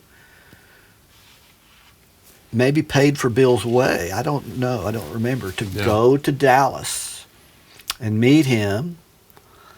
It was one of these things like, there's something you need to see. Yeah. And Nacho had reproduced Bill's Nocaster. I mean, right down to Bill used to put his hand right here, and the finish was all gnarly. And I mean, every detail about it. Yeah. And I've still got the pictures of both the guitars side by side that Bill brought to church one Sunday and said, can you tell which one's which is which? And yeah. I couldn't tell. And so that was my introduction to this guy, Nacho. Yeah. And this, correct me if I'm wrong, this is before, maybe well before, Nacho started kind of producing these things. Yes, yes. That was, Bill's guitar is pretty much a one-off. Yeah. And so, of course, I'm jealous of Bill's Nacho guitar. I was jealous of his Nocaster, and I'm jealous of his Nacho Nocaster. Yeah.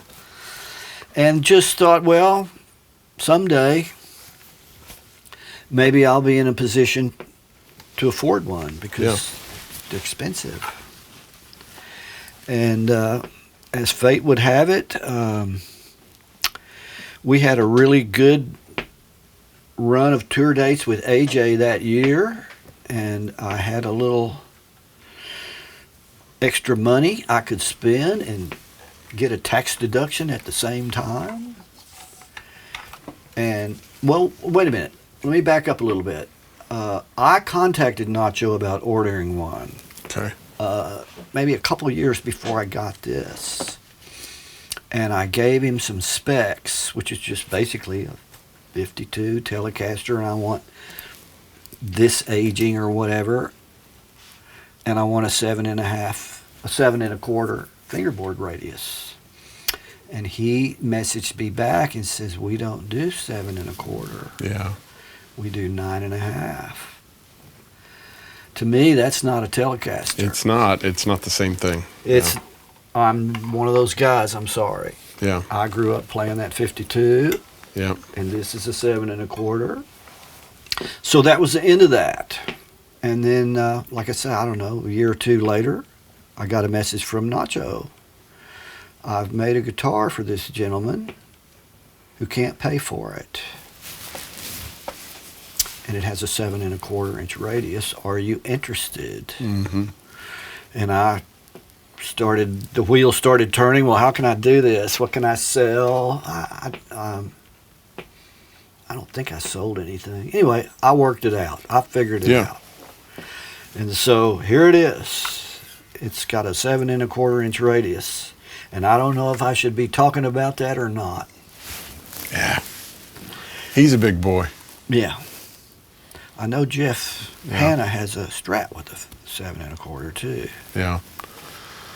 But so this is kind of. I got this guitar. As much as I love Vince's guitar, I mean, it's kind of like, what's your favorite kid? Which one of your kids is your favorite? Yeah. Well, and sometimes you play guitar for 30 years, and you're kind of like, okay, I want to play a different one or something. Well, when I ordered this, this is kind of my original 52 now. Yeah. I kind of wanted to leave this home maybe. Yeah. Because if anything ever happened to this.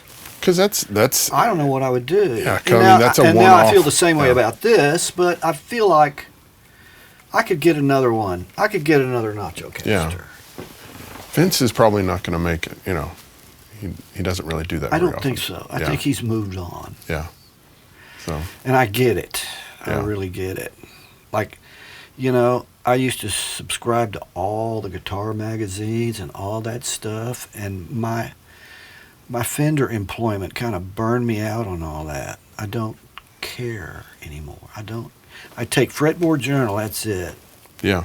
So I get it that Vince has kind of been there, done that. You kind of move on. Yeah. All right, we got one other here. Look at the fingerboard on that. Isn't that beautiful? That is gorgeous. Some people know what they're looking at. The people that don't know what they're looking at, I've had people go, well, is that from you playing it? Yeah. Is that where? No. No. Yeah, they don't know. They don't know they're looking at Brazilian rosewood. Yeah. Yeah, real Brazilian rosewood has lots of good color to it. Yeah. Yeah. This was my uncle's guitar. And, I have several wonderful guitars that just came my way. Yeah. As gifts. Yeah. And when my uncle passed, my aunt called and said, I think you should have Smokey's guitar. My uncle was Charles Doyle. Charles Smokey Doyle. I mean, what Where a great did Smokey come from? Yeah. I honestly don't know for sure, but I figure he's a smoker. Everyone was. Yeah. He was another World War II veteran. I mean, my father smoked when I was little. So this guitar is Smokey. And my Aunt Nancy called and said, I think you should have Smokey's guitar. When I was a little boy, I can remember going over to their house and asking if I could, Uncle Smokey, can I see your guitar? Yeah. And it was under the bed in his bedroom. And he'd pull the case out from under the bed. He'd open the case, and I'd look at it like it was the most fascinating thing I'd ever seen. But he wouldn't let me play it. Yeah. Or even take it out of the case. And all I remember is, I think he had a buddy, probably a veteran buddy, that played saxophone. And they would get together, and he'd play the guitar, and his buddy would play saxophone. Yeah. Entertain themselves. And again, when I got it, the tuner buttons were pretty much disintegrated. I took it over to Joe's. And of course, the first thing Joe commented about was that fingerboard, just like you. Yeah. And it had the crumpling keys. And I said, Joe, I need to buy a set of repro tuners to put on there. Yeah. Joe said, no, you don't. Yeah. I won't sell them to you. And Yeah. I'm kind of like, well, you what? And he said, you can replace those buttons. Exactly. Let me show you. Yeah. And I might get in trouble for saying that, but Joe showed me. Joe did the first one, Yeah. and then sent me home to do the rest of them. Yeah. I love Joe. He's great. And what year was this again? This is a 56, which is the 56. year of my birth, which Yeah. makes it. And I also said, Joe, what?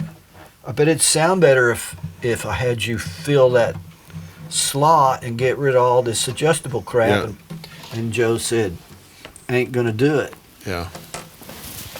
So thanks again, Joe. Yeah. And it's been refretted, but other than that, it's never had a neck set or anything. And it obviously hadn't been played that much. Yeah. I've played it on some records, but no pickup. It never leaves the house. It won't go. Yeah. It won't be going on the road. No. So what do you take out on the road with AJ? I take the Nacho Caster. You want to put that back over there? I take the Nacho Caster, however, it won't go with me in a couple of weeks because it's going to go get new frets. I played the frets off of it. So I'll take Vince's guitar, and normally I take the Nacho Caster, I take that black B-Bender Telly, and I take this ES330. This is a 2012 Memphis-made 59 reproduction that I found at Carter's, the Yeah. old Carter's. Yeah. In there one day, I don't even remember why I was in there, and it just caught my eye, and I picked it up and played it.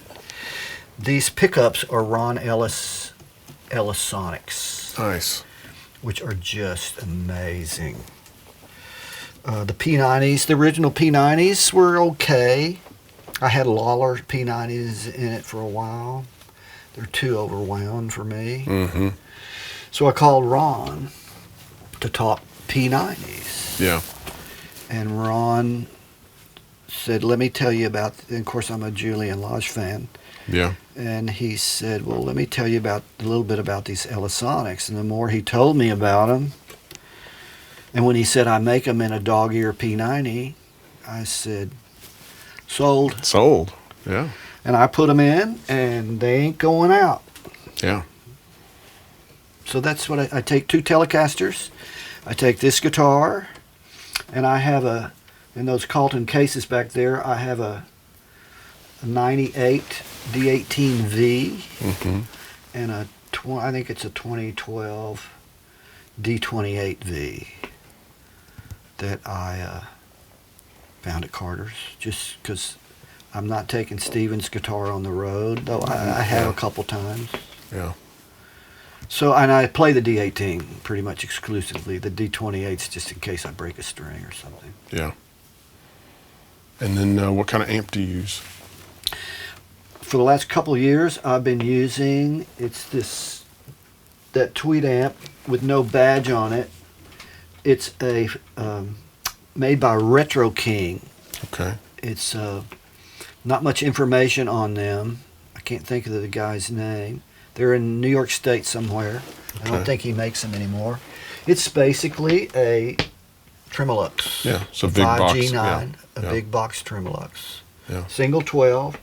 Looks like you could have 4 10s in it, but it's just a single 12.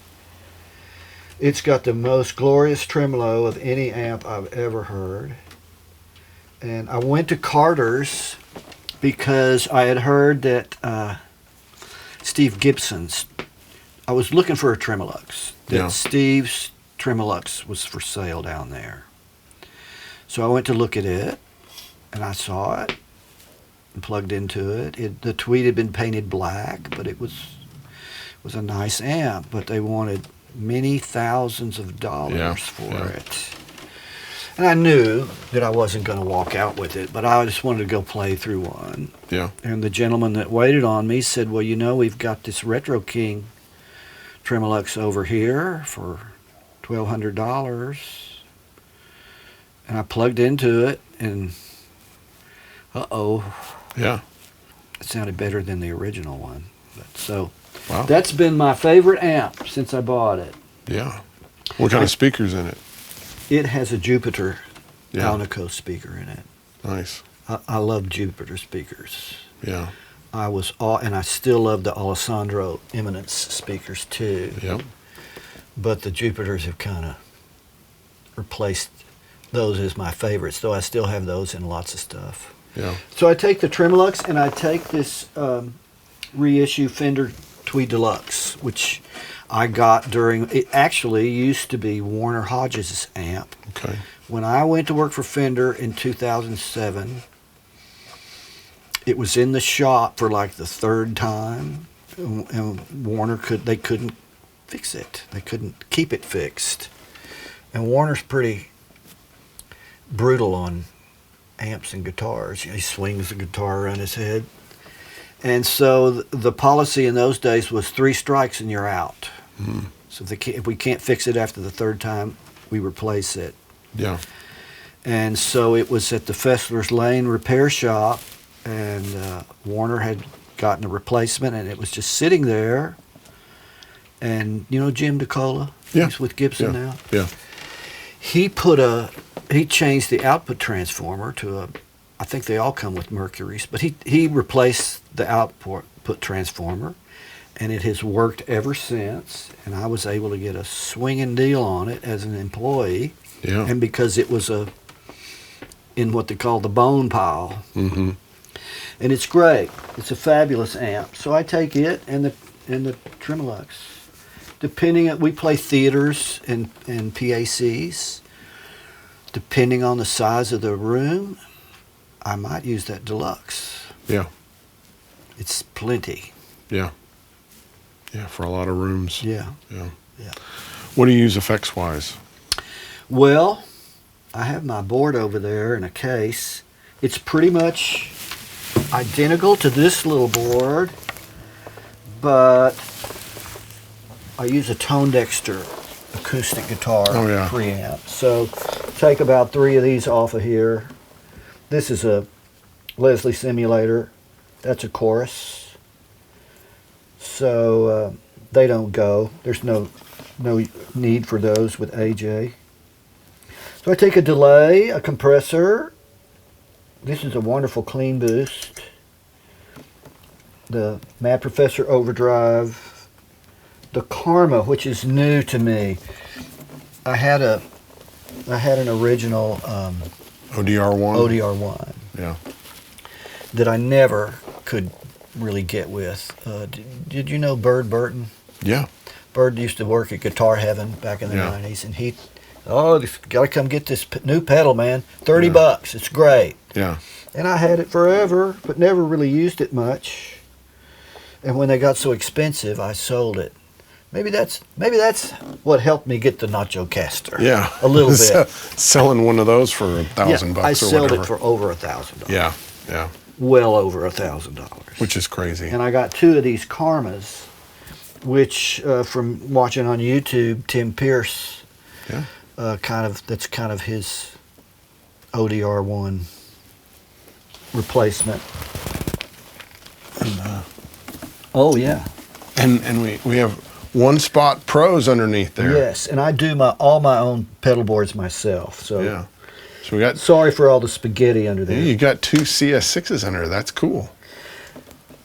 Well, I didn't know any other way at the time. Yeah. I know you have the expansion, but Stuff. it's always changing. So Yeah. I do everything myself because as soon as I get it, like I think I like it, something else comes along. Yeah. But this is new to me. It's going to be the maiden voyage on this next run on my other board. This tremolo just came yesterday. I really like it. Normally I've been using the Harmonious Monk. Oh yeah. Yeah. So, you know, as much as, or as little as I like to use pedals, it looks like I got a bunch of stuff on there. Well, they're fun to toy around with. But most of them are just used on one particular song and never turned on again. Yeah. Just a gag. Yeah, just serves a purpose, and but it's fun. Yeah. Well, James, I really appreciate you letting us come down here and thank you. tell your story. And it's been a pleasure. Thank you. Thank you.